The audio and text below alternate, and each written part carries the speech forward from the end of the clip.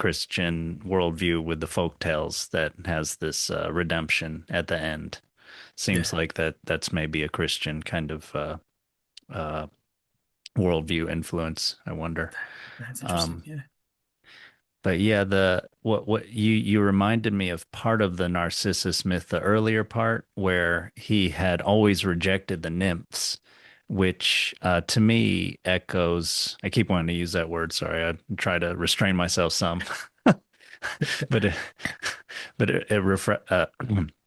it echoes the other myth of Orpheus, also kind of very attractive to women, but and Orpheus is interesting because he's also very skilled with music and everything. But anyway, there's this after, his wife dies and he's not able to retrieve her completely and he fails and then he rejects Dionysus and then he goes for Apollo and then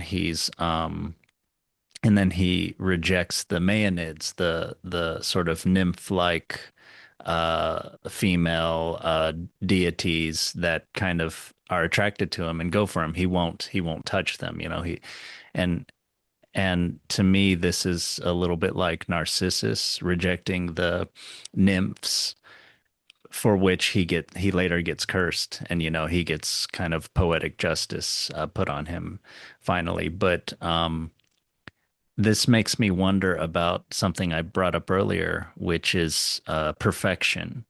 And sort Mm. of, I wonder if I think to me, that's part of the myth, the perfection of the pool of water and everything. It's kind of unnatural. And it's interesting that Narcissus goes there and then instead of getting sustenance from the water, he ends up being preoccupied, obsessed with, taken in by just the image of his reflection in that, and that this is after his earlier having rejected the nymphs. Maybe there's some kind of perfectionism to him where nothing is ever good enough, for him Hmm. to combine with, to take in, and to make himself a part of also. There's this sort of distance maybe of narcissism where I want the image, I want the praise, but I can never give myself to something completely. I can never take in anything. And this to me is also reminds me of the Platonic sort of um, maybe uh, antidote of dialogue, of conversation that reminds that, you're together in this and you lose yourself in it and you're going towards something higher. But anyway, a lot there. But yeah, what do you think of the perfectionism and narcissism? Yeah, I think I hmm, it's so many things. The thing you're laying out of like the Orpheus and the Maenads and Narcissus and the nymphs, um, it it harkens back for me to our earlier discussion of like the other as a mystery and being able to accept that. Mm, And when you can't accept that, then there are consequences. And mm, we see that illustrated in the Orpheus myth with the Maenads tearing her apart. And we see that illustrated here with Narcissus being cursed by the goddess. mm. But in either case, it's like their unwillingness to join in with the dance of being human results in some kind of destruction.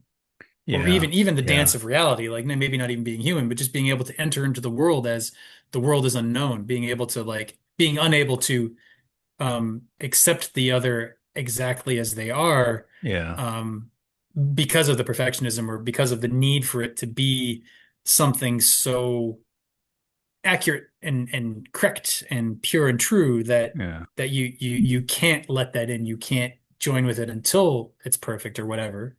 Um, that creates that barrier that will eventually destroy you because um, reality is a mystery. It is constantly changing. There are other people. That's what's actually happening. And to the extent that you are acting in a way that is maybe subconscious, but willfully ignorant of the other and Mm, what is going on there and what their needs are, um, you will be destroyed over time. Like because you're skewing yourself further and further and further away from what's actually happening, Yeah. by refusing to acknowledge it. And yeah. Um, I also just want to throw a little bit at the end of this thing of you were talking about the palm. Please like and subscribe for more of our open minded content, and comment below on your thoughts or questions about the story. Let us know if you'd like us to cover another stimulating story, and thank you for participating.